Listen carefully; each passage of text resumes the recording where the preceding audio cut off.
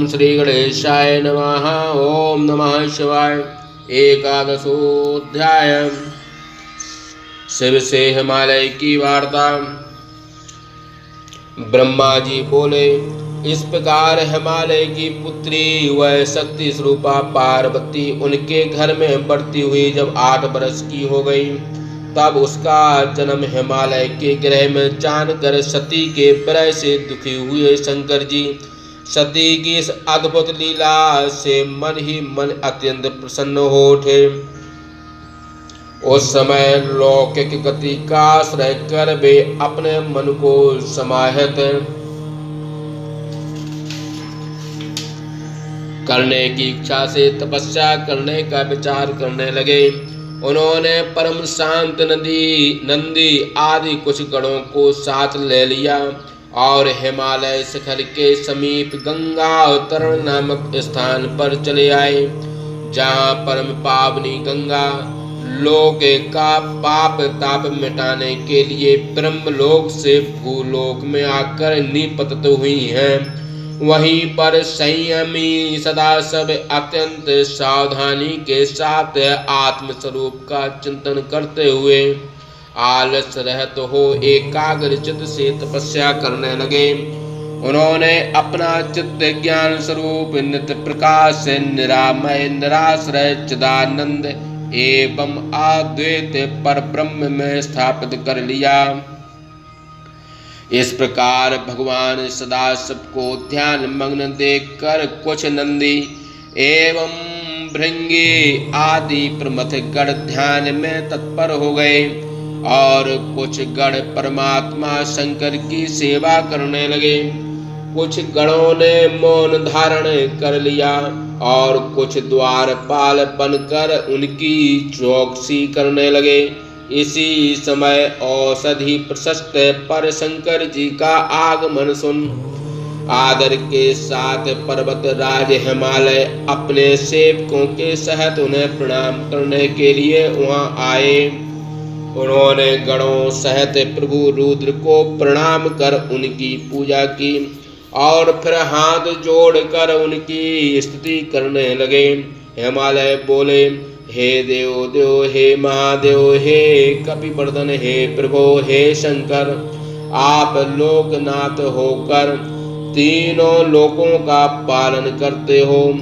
हे देव देवेश, योगी रूप धारण करने वाले आप परमेश्वर को नमस्कार है। निर्गुण होकर भी सगुण रूप से विहार करने वाले आप प्रभु को नमस्कार है। हे शंभो कैलाशवासी एवं सर्वलोक में विचरने वाले आपको नमस्कार है। लीला करने वाले त्रिशूलधारी आप परमेश्वर के लिए हमारा नमस्कार है। सभी प्रकार से पूर्ण गुणों के आश्रय होते हुए भी विकार रहित आपको नमस्कार है। सर्वथा इच्छा रहित होते हुए भी विशिष्ट इच्छा वाले धीर आप परमात्मा को नमस्कार है। हे जनवत्सल, बाहर के भोगों को न ग्रहण करने वाले आत्मानंद से परिपूर्ण आपको नमस्कार है। हे तृणाधीश, हे माहेश, आप ब्रह्म स्वरूप परमात्मा को नमस्कार है। आप स्वयं ब्रह्मा एवं विष्णु के स्वरूप हो तथा उन्हीं ब्रह्मा तथा विष्णु के द्वारा सेवित भी हो, आपको नमस्कार है। हे भक्त प्रिय, आप विष्णु तथा ब्रह्मा को सुख प्रदान करते हो, अतः आपको नमस्कार है। हे तपोरत, हे तपास्थान, आप ही उत्तम तपस्या का फल प्रदान करने वाले हो। आप ही तपस्या से प्रेम करते हो। आप ही शांत पर ब्रह्म हो, अतः आपको नमस्कार है। व्यवहार तथा लोकाचार करने वाले आप सगुण तथा परमेश्वर हो, अतः आप परमात्मा को नमस्कार है। हे महेश्वर, आपकी साधुओं को सुख देने वाली लीला को कोई जान नहीं सकता। आप भक्तों की इच्छा के अनुसार स्वरूप धारण कर कर्म करते रहते हो। हे प्रभु, आज मेरा परम भाग्योदय हुआ है जो आप इस स्थान पर आए हैं। आप सचमुच दीन वत्सल कहे जाते हैं जो यहाँ आकर मुझे स्नान कर रहे हैं। आपके आ जाने से आज मेरा जन्म सफल हो गया, मेरा जीवन सफल हो गया, आज मेरा सब कुछ सफल हो गया जो आप यहाँ पधारे हो। हे महेश्वर, आप अपना दास जानकर मुझे निसंकोच अपनी सेवा हेतु आज्ञा दीजिए। हे महादेव, मैं अनन्य बुद्धि होकर आपकी सेवा करूंगा। ब्रह्मा जी बोले। महेश्वर ने पर्वतराज हिमालय के वचन को सुनकर किंचित मात्र अपनी पलकों को खोलकर सेवकों के साथ गिरीश को अपने सामने देखा। तब जगतपति भगवान शंकर कुछ हंसते हुए की तरह ध्यान योग में स्थित हो बोले। शंकर जी बोले, हे गिरिराज, मैं एकांत में तपस्या करने के लिए तुम्हारे परोक्ष में यहाँ आया हूँ। अतः आप ऐसा कीजिए कि जिससे मेरे सन्निकट यहाँ कोई न आवे। तुम बड़े महात्मा हो, तपस्या के स्थान हो और देवता राक्षस महात्मा तथा मुनियों को सदैव आश्रय देने वाले हो। ब्राह्मण क्षत्रिय तथा वैश्य आदि द्विजाति गणों के पास स्थल हो एवं गंगा के द्वारा नित्य पवित्र रहने वाले हो। तुम सदा परोपकारी तथा पर्वत मात्र के स्वामी हो।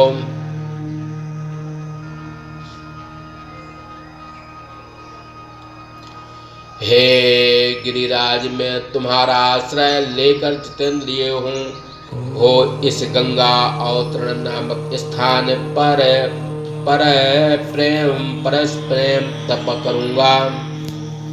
अतः हे पर्वतराज, जिस प्रकार मेरा तप निर्विघ्न चलता रहे वैसा तन करो। हे पर्वत श्रेष्ठ, यही मेरी सर्वोत्तम सेवा है। अब तुम प्रसन्नता से अपने घर जाओ और मेरी तपस्या में किसी प्रकार से कोई विघ्न न पड़े वैसा यत्न करो। ब्रह्मा जी बोले। जगत की सृष्टि करने वाले जगतपति शंकर इस प्रकार हिमालय को आज्ञा देकर मौन हो गए। तब गिरिराज अत्यंत नम्र हो शिव जी से इस प्रकार कहने लगे।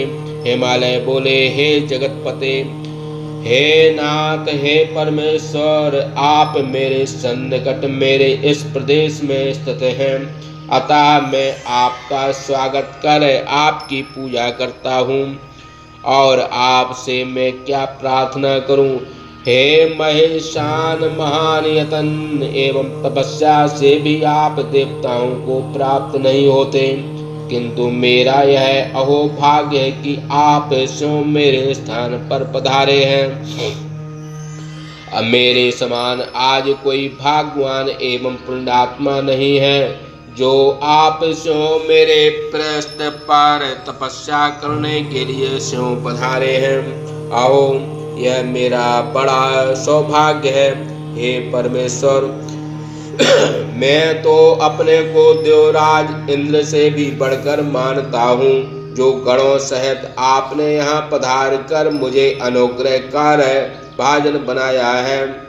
हे देव, आप स्वतंत्रता पूर्वक निर्विघ्न इस स्थान पर तप कीजिए।